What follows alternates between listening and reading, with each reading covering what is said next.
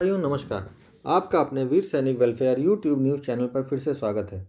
भाइयों, आज हम चर्चा करेंगे कि स्पर्श में फैमिली पेंशन कैसे शुरू होगी। जैसा कि आप सब जानते हैं कि अगर पेंशनर रिटायरमेंट के बाद डेथ कर जाते हैं तो आपके जो फैमिली मेंबर्स हैं उनमें से ही किसी की फैमिली पेंशन स्टार्ट होती है। नॉर्मली तो जो स्पाउस हैं, जो वाइफ हैं, उनके लिए फैमिली पेंशन शुरू होती है। बाद में जैसा कि आप सब जानते हैं फैमिली पेंशन में बहुत सारी टेक्निकलिटीज़ हैं, तो उस तरह से फैमिली पेंशन डिवाइड भी हो जाती है। लेकिन स्पर्श सिस्टम आने के पहले जो एक कन्वेंशन था फैमिली पेंशन शुरू होने का, वो सब तो आप लोग या आपके रिकॉर्ड ऑफिसर्स ने जो आपको बताया था उसके हिसाब से सब लोग को पता था। लेकिन स्पर्श में चूँकि हर काम पेंशनर अपने मोबाइल फ़ोन से, अपने पीसी से, अपने लैपटॉप से घर बैठे पेंशनर पोर्टल का यूज़ करके कर सकता है, तो इसमें ये सुविधा भी है कि आपकी जो फैमिली पेंशन है उसका भी क्लेम आप पेंशनर पोर्टल के थ्रू कर सकते हैं। तो आज मैंने कोशिश की है आपको बताने के लिए कि स्पर्श में फैमिली पेंशन कैसे शुरू होगी। तो आइए उसको समझने के लिए हम लोग पेंशनर पोर्टल की वेबसाइट पे चलते हैं। जैसा कि आप देख सकते हैं आपके सामने मैंने स्पर्श की पेंशनर पोर्टल की वेबसाइट खोली है। आपकी सुविधा के लिए फिर से मैं बता देता हूं कि आपको टाइप करना है spursh.defensepension.gov.in। जब आप टाइप करेंगे तो आपके सामने स्पर्श पेंशनर पोर्टल ओपन हो जाएगा। इस पेंशनर पोर्टल में जो ये 3 हॉरिजॉन्टल लाइंस हैं इनको आपको क्लिक करना है। तो आइए यहाँ जब आप क्लिक करते हैं तो आपको एक ऑप्शन मिलता है सर्विसेज ऑप्शन, होम, अबाउट स्पर्श, उसके बाद सर्विसेज ऑप्शन पे जब आप जाएंगे और क्लिक करेंगे तो आपको बहुत सारे मेन्यूज़ या बहुत सारे ऑप्शंस दिखाई देंगे। क्योंकि आज हम फैमिली पेंशन की बात कर रहे हैं तो हम फैमिली पेंशन के लिए नीचे की तरफ स्क्रॉल करेंगे और देखेंगे कि यहाँ पे एक ऑप्शन मिलेगा फॉर फैमिली, मतलब ये आपकी फैमिली के लिए जो फैमिली पेंशन का ऑप्शन है उसके लिए ये लिंक है। यहाँ पे आप देख सकते हैं कि कुछ ऑप्शंस हैं। पहला है रिपोर्ट इवेंट। रिपोर्ट इवेंट में आप देख सकते हैं नीचे डेथ, मिसिंग, कन्विक्शन और इनिशिएट फैमिली पेंशन 4 ऑप्शंस हैं। There are 4 options under the category report event. तो आखिर ये हमको क्यों दिए हुए हैं सभी ऑप्शंस और इनको हमें कैसे यूज़ करना है, तो आइए बताते हैं। जैसा कि आप सब जानते हैं कि फैमिली पेंशन किन्हीं भी 3 कंडीशंस में शुरू होती है।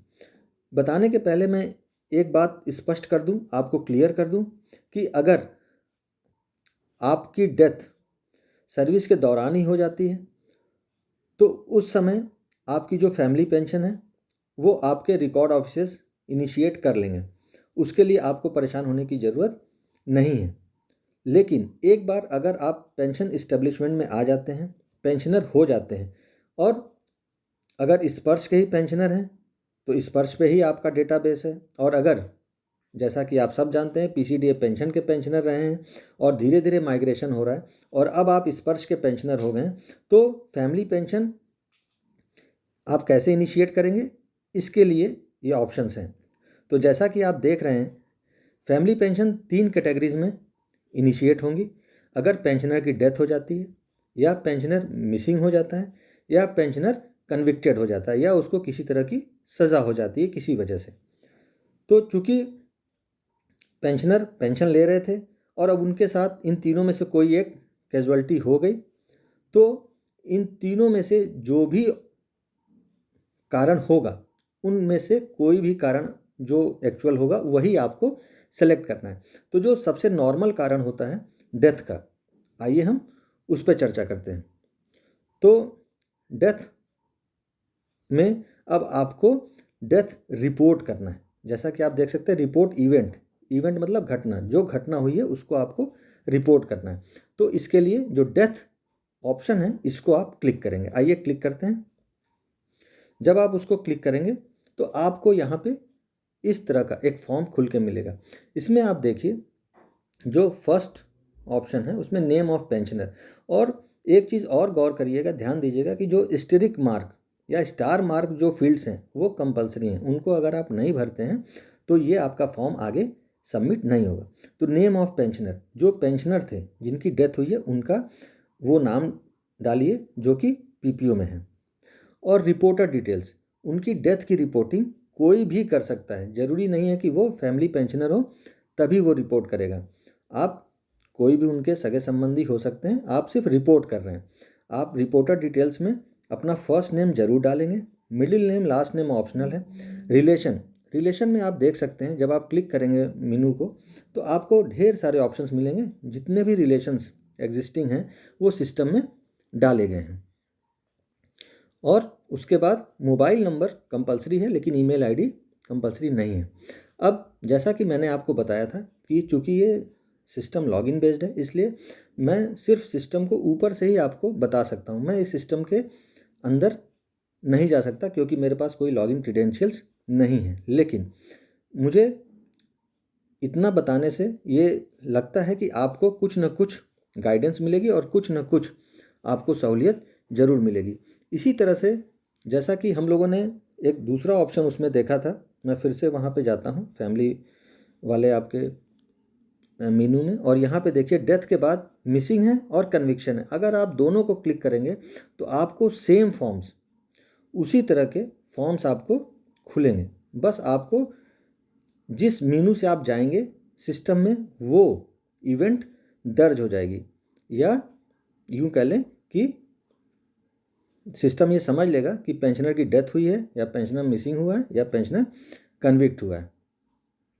फिर से यहाँ पे एक बार पहुँचते हैं, सर्विसेज में जाते हैं। सर्विसेज से अब जो सिस्टम में बताया गया है, जो पीसीडीए पेंशन इलाहाबाद से सूचना मिली है या जो अभी सिस्टम है, देखिए भाइयों मैं फिर आपको बता देता हूँ कि ये सिस्टम अभी प्रोग्रेसिव है, सिस्टम डेवलपमेंट फेज़ में है।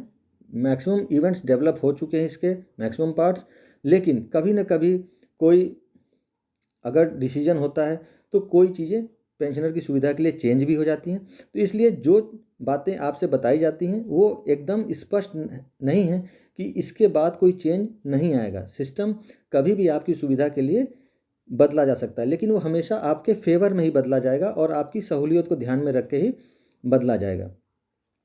जो बताया गया है पीसीडीए पेंशन इलाहाबाद के द्वारा या सिस्टम में जो चीज़ें हैं उसके हिसाब से, अगर आप इवेंट को रिपोर्ट करते हैं, मतलब डेथ, मिसिंग या कन्विक्शन को रिपोर्ट करते हैं, और रिपोर्ट करते ही आपकी जो रिपोर्ट है वो सिस्टम में जाती है और आपको पेंडेंसी जो स्टेटस है वो पेंडेंसी का स्टेटस आपको मिल जाता है। एक बार सिस्टम में जब यूज़र के पास या जो भी उस सिस्टम को हैंडल कर रहे हैं उनके पास वो आपकी रिपोर्ट जाती है और सभी डॉक्यूमेंट्स वगैरह, जैसे अगर डेथ है तो आप डेथ सर्टिफिकेट अपलोड करेंगे, मिसिंग है तो एफआईआर वगैरह की कॉपी, या कन्विक्शन है तो उसमें भी कुछ गवर्नमेंट डॉक्यूमेंट्स या कुछ होंगे, तो ये सभी डॉक्यूमेंट्स आपसे उस समय अपलोड कराए जाएंगे सिस्टम में। उन सभी डॉक्यूमेंट्स को देखने के बाद अगर सिस्टम, हम कहें कि अगर सिस्टम उसको अप्रूव कर देता है तो आपके पास जो सर्विस रिक्वेस्ट का जो स्टेटस होगा वो अप्रूव स्टेटस आने लगेगा, और इसका मतलब ये होगा कि आपकी फैमिली पेंशन अब शुरू हो सकती है। तो जो पता चला है उसमें यही बताया गया है कि आपको अगर एक बार ये देखना है कि आपकी फैमिली पेंशन अब स्टार्ट हुई है कि नहीं, तो अगर आपके पास अप्रूवल का या पेंडेंसी ख़त्म होने का कोई मैसेज आता है आपके रजिस्टर्ड मोबाइल नंबर या दिए हुए मोबाइल नंबर पे जो अभी आप रिपोर्ट करते वक्त दे रहे हैं, तो आप यहाँ पे क्विक लिंक्स जो ऑप्शन है, जहाँ मैं स्क्रॉल कर रहा हूँ उसमें देखिए नीचे आपको एक माई डॉक्यूमेंट्स ऑप्शन मिलता है। माई डॉक्यूमेंट्स ऑप्शन को आप क्लिक करेंगे और इसमें अगर आपका फैमिली पेंशन अप्रूव हो गया होगा तो एक पीपीओ आना चाहिए। जो बताया गया है सिस्टम के द्वारा, जो पीसीडीए पेंशन इलाहाबाद से बात करके पता चला है, मैं सिर्फ वही आपकी जानकारी के लिए दे रहा हूँ। हो सकता है कि उसमें कुछ समय के साथ या इन्फॉर्मेशन में कुछ चेंजेस भी हों, लेकिन मेरा काम सिर्फ थोड़ा सा आपको सहूलियत देना है कि आप कुछ चीज़ों को जान जाएं जो आप अभी तक बिल्कुल ही नहीं हो सकता है कि जान रहे हो। तो उसमें अगर पीपीओ आपको दिखता है, आप उसको क्लिक करिए, डाउनलोड करिए, जैसा कि आप जानते हैं। और अगर फैमिली पेंशन का पीपीओ आपको दिख रहा है तो आप मान लीजिए कि आपकी फैमिली पेंशन अब शुरू हो जाएगी। जो भी फॉर्मेलिटीज़ हैं वो आपको मैसेज के द्वारा या किसी भी तरह मोबाइल नंबर पे, ईमेल पे आपको ज़रूर बताया जाएगा। ये भी बताया गया है कि अगर आप स्पर्श के ही पेंशनर हैं या माइग्रेटेड भी पेंशनर हैं और आपकी फैमिली डिटेल्स सिस्टम में अपडेटेड हैं, अगर स्पर्श पेंशनर हैं तो भी अपडेटेड हैं, और अगर आप माइग्रेटेड हैं तो भी जो डिपेंडेंट डिटेल्स या स्पाउस डिटेल्स जो भी आपने दिया था सिस्टम में, वो सब का सब सिस्टम में, स्पर्श सिस्टम में चला गया है। तो अगर स्पाउस के नाम पे फैमिली पेंशन है तो तुरंत ही सिस्टम में एक पीपीओ दिखना चाहिए। अगर कोई और इंडिविजुअल है वाइफ के अलावा तो उसमें थोड़ा सा चेंज हो सकता है। उसमें क्या चेंज है? वाइफ में भी अगर माई डॉक्यूमेंट सेक्शन में, जहां मेरा अभी स्क्रीन दिखा रहा माई डॉक्यूमेंट, इसमें आपको पीपीओ नहीं मिलता है, और स्पाउस के अलावा कोई और भी फैमिली मेम्बर हैं जो कि फैमिली पेंशन क्लेम कर रहे हैं, तो इसके लिए सिस्टम में क्या ऑप्शन दिया गया है? इसके लिए ऑप्शन दिया गया है इनिशिएट फैमिली पेंशन। आपको मैं फिर से दिखा देता हूँ। अगर आपका माई डॉक्यूमेंट सेक्शन में पीपीओ नहीं दिख रहा और आप पीपीओ नहीं देख रहे हैं तो डाउनलोड भी नहीं कर पाएंगे, तो आपको ये मानना पड़ेगा कि आपको सिस्टम ने अभी फैमिली पेंशन इनिशिएट नहीं की है, आपको शुरू नहीं हुई है। इसलिए जो इसमें फोर्थ ऑप्शन है, जहाँ पे आप देख सकते हैं इनिशिएट फैमिली पेंशन, इस ऑप्शन को आप क्लिक करेंगे, और जब ऑप्शन को आप क्लिक करेंगे तो आप देख सकते हैं कि यहाँ पे फिर बहुत सारे फॉर्म्स हैं। आपको वन बाय वन सभी फॉर्म्स के थ्रू जाना पड़ेगा। जो पहला हमारा मेनू है वो आप देख सकते हैं रिपोर्टर डिटेल्स है। रिपोर्टर डिटेल्स, रिपोर्टर जो इन चीज़ों को रिपोर्ट कर रहा है, ठीक है। तो अगर हम देखें नीचे तो हेडिंग है पेंशनर डिटेल्स। अब जिस इंडिविजुअल ने सर्विस की थी, जिसके अगेंस्ट आप फैमिली पेंशन क्लेम करने जा रहे हैं, उसकी सभी डिटेल्स देखिए कंपलसरी हैं। सर्विस में आप देखिए आर्मी, नेवी, एयरफोर्स, सिविलियंस, जो भी ऑप्शन है आप सेलेक्ट करिए। यूनिक आइडेंटिफायर, इसमें आप देखिए कि bank account number, personal number, PPO number, regimental number, PRAN number, GPF number, cadet number, जैसा जो आपको अवेलेबल हो, वो यूनिक आइडेंटिफायर जो सिर्फ आपका ही होगा वो आप यहाँ पे डालेंगे।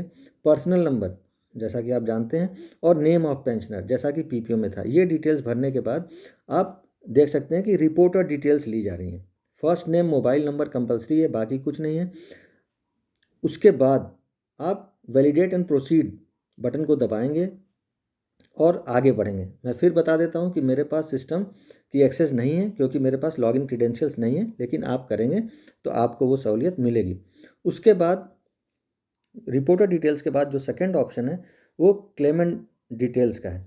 जब आप क्लेमेंट डिटेल्स की बात करेंगे तो देखिए जो पहला ही इसमें जो ऑप्शन है वो बहुत ही इंटरेस्टिंग है। आप देखिए क्लेमेंट सेम एज रिपोर्टर, मतलब जिसने फैमिली पेंशन क्लेम की है और जिसने रिपोर्ट की थी, क्या दोनों सेम इंडिविजुअल हैं? अगर यस हैं तो करिए, अदरवाइज नो। मतलब जैसा मैंने पहले बताया, रिपोर्टर कोई भी हो सकता है, ज़रूरी नहीं कि वो क्लेमेंट हो, लेकिन अगर हैं तो आप इन ऑप्शंस को पूरा करिए। अपने जो भी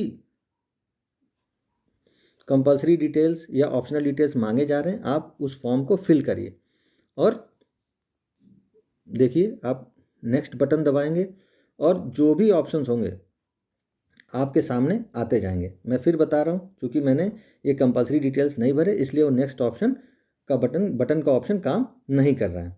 आप उसको भरेंगे। फिर जो थर्ड ऑप्शन है वो क्लेम डिटेल्स का है। उसमें वो पूछ रहा है कि रीज़न फॉर क्लेम इनिशिएशन, आप क्यों क्लेम को इनिशिएट करना चाहते हैं।